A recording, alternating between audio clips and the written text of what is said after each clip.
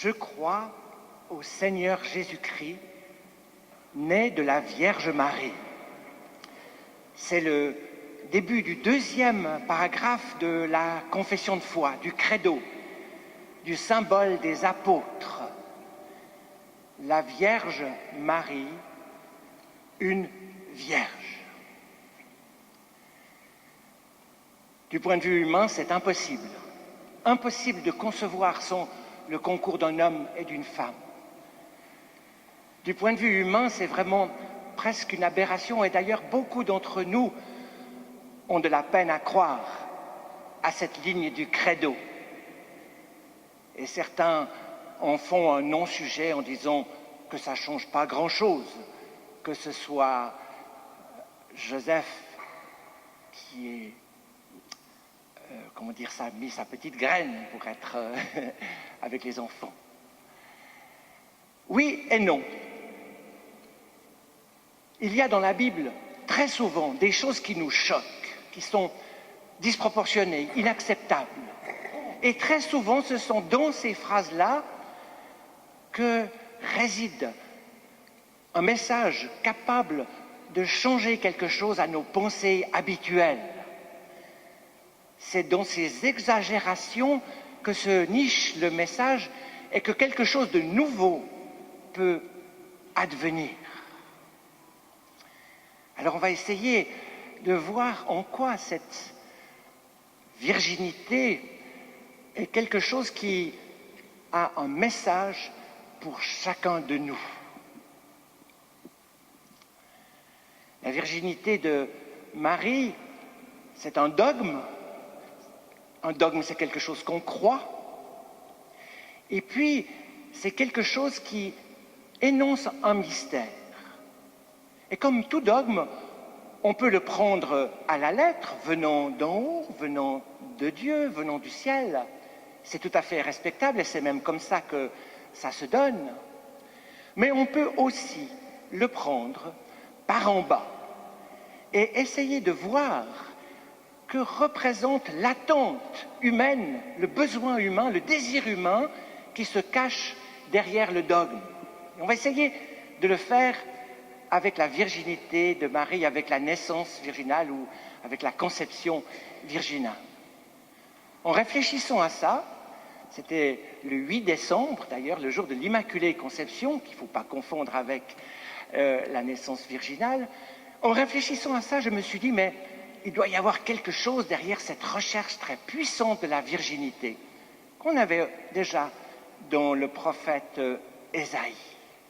Qu'est-ce que peut bien cacher ce désir de virginité? Il m'a semblé, c'est une interprétation, on pourra en discuter si vous voulez, que ce désir de virginité, cette importance-là, traduit notre désir profond, humain, de pouvoir bénéficier d'une origine qui soit pure, qui permet de disposer presque d'une page blanche sur laquelle on puisse écrire notre vie. Pour une naissance virginale, il faut un miracle, et ce miracle, précisément, c'est peut-être celui d'être délivré de tout ce qui pourrait nous retenir. En effet, dans nos vies, et vous le savez, notre origine n'est jamais aussi nette et pure qu'on le voudrait.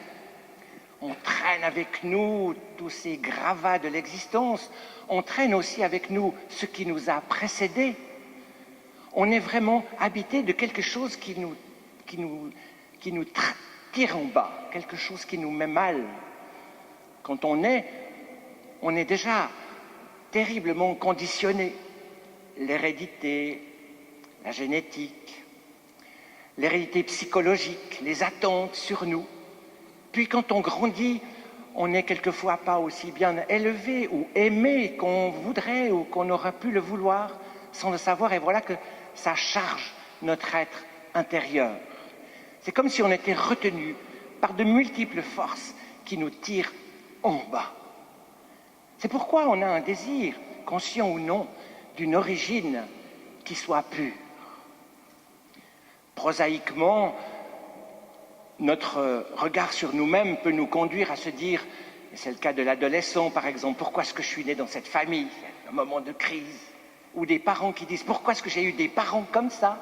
Parce que c'est à toutes les générations qu'on a des fois de la peine avec ce qui nous précède. Si on est, par exemple, chef d'entreprise, on dira ces décisions qui ont été prises avant nous, elles ont été négatives et maintenant on doit en supporter le poids. Quand on est dans la politique, on dit c'est sous le régime d'avant que toutes ces décisions ont été prises, c'est pas de notre faute. Il y a d'énormes éléments, des scories qu'on traîne. On est un peu, en tant qu'humain, comme un palimpseste. Je ne sais pas si vous savez ce que c'est qu'un palimpseste. C'est un support d'écriture, souvent du veau, ça peut être du papyrus, du velin, du papyrus, sur lequel on a effacé la première écriture et on a réécrit dessus. Très souvent, l'écriture qui est dessous reste d'une certaine manière et elle perturbe la nouvelle écriture. Nos vies sont comme un palimpseste où on aimerait écrire sur une page blanche et voilà que derrière cette page blanche, il y a encore ces caractères qui nous tirent en bas. Voyez l'image. Est-ce qu'on est prisonnier de ça? Mais on pourrait dire que s'il n'y avait pas eu Noël, s'il n'y avait pas eu la naissance de Jésus, peut-être le serions-nous. Mais il y a eu cette naissance qui nous donne une virginité possible, un avenir possible, qui nous donne de pouvoir construire notre vie en relation avec Dieu, avec l'Évangile. Et ça, c'est une histoire qui a commencé il y a très très longtemps. Ça a commencé en ce temps-là, dans la Genèse. On dit certaines fois, il faut le prendre comme un mythe évidemment, que pendant longtemps, les hommes et les femmes ont vécu dans la virginité, dans la candeur, dans la pureté. Et puis, il y a eu ce fameux événement qu'on appelle la chute, où Ève prend le fruit, le donne à Adam, et puis hop, commence un long chemin de cercles un peu vicieux qui nous conduisent vers le crime, vers les catastrophes, vers les inondations, vers les découragements. Et puis ça chemine jusqu'au jour de Bethléem, jusqu'au jour de Noël. Et vous le savez peut-être, ce n'est pas pour rien que nous avons un sapin avec des boules. Ce sapin, dans nos régions, représente l'arbre de la Genèse. Et les boules représentent les fruits. On a dit quelquefois les pommes, mais le mot est fruit. Il y a au tout début cet arbre qui est là, ce fruit qu'il ne faut pas prendre, que Marie prend. Et puis toute l'histoire qui nous conduit à Noël.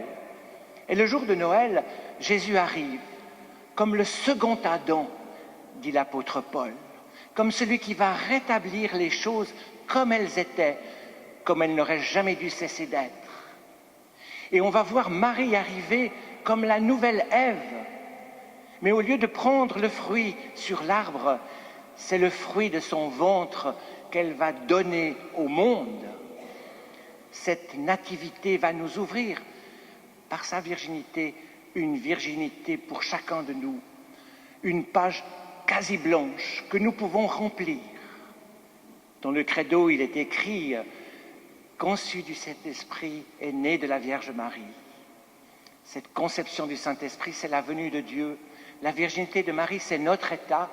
Ensemble, nous pouvons cheminer et naître à notre tour, de naissance en naissance, jusqu'à la grande naissance au ciel. Vous vous rappelez, au début, j'ai parlé du dogme en disant qu'il venait d'en haut, qu'on peut aussi le lire venant d'en bas, que les deux sont évidemment respectables, mais l'illumination s'opère quand les deux se rencontrent. Le dogme est notre attente, notre désir, notre besoin. Chacun de vous, dans chacune de vos vies, avez des lieux qui vous tirent en bas, avez des souvenirs négatifs, des obsessions. Tout ça peut être subsumé par cette présence du Christ, par cette présence qui nous redonne, on va dire comme ça, une virginité. Amen.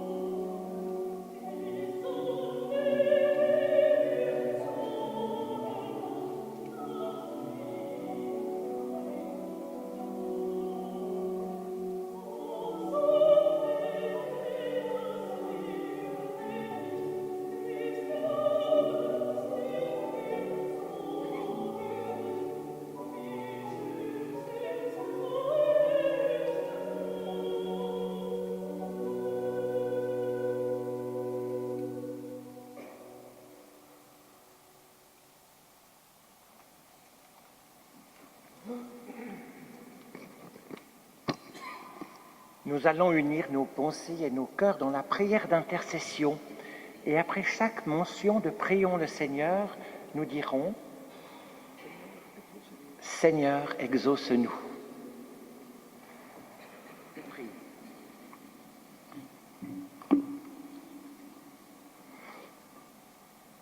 Pour l'Église du Christ, afin qu'elle proclame partout le message de la paix, prions le Seigneur. Seigneur, exauce-nous. Pour tous les peuples de la terre et leurs gouvernants, afin que la paix soit plus forte que la guerre, prions le Seigneur. Pour nos frères chrétiens persécutés à cause de leur foi, afin que leur témoignage tranquille et courageux soit plus fort que l'opposition et la haine, prions le Seigneur. Pour nos familles, en ces fêtes de Noël, afin que parents et enfants, jeunes et vieux, cultivent leurs relations, prions le Seigneur.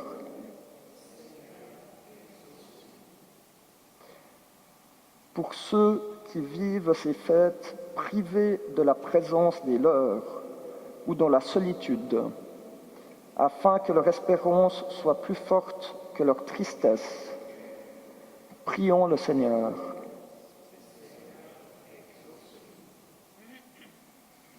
Et nous chantons au chant 32, 21... 19, on a changé. Ah, très bien. Alors, 32, 19, les strophes 1 à 3. Et c'est pendant ce temps que la collecte sera recueillie.